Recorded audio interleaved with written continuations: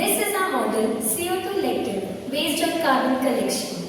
The idea of a model is to promote sustainable development.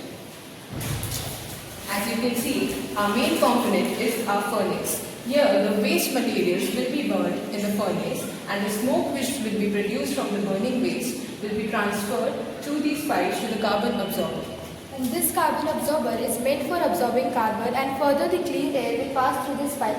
The further carbon is used for ink generation.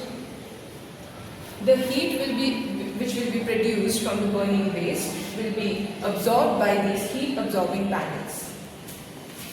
The heat absorbed by the heating panel is then passed through the thermoelectric generator, which converts this heat into electricity, which is then used to light up the whole city. The fly ash from the furnace then arrives into the factory, where it is further heated and processed and mixed along with other raw materials such as cement, sandstone, lime and a liquid binder, etc. to transform it into concrete. Here we also have a cooling tower which brushes off the heat and dust which is produced by the factory. The raw materials gets mixed inside this grey silo.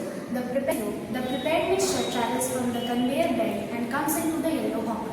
The hopper releases the mixture into the brick molds in measured quantities. After the molds are dried, they set in the form of bricks. The ready bricks are transported out for various construction use.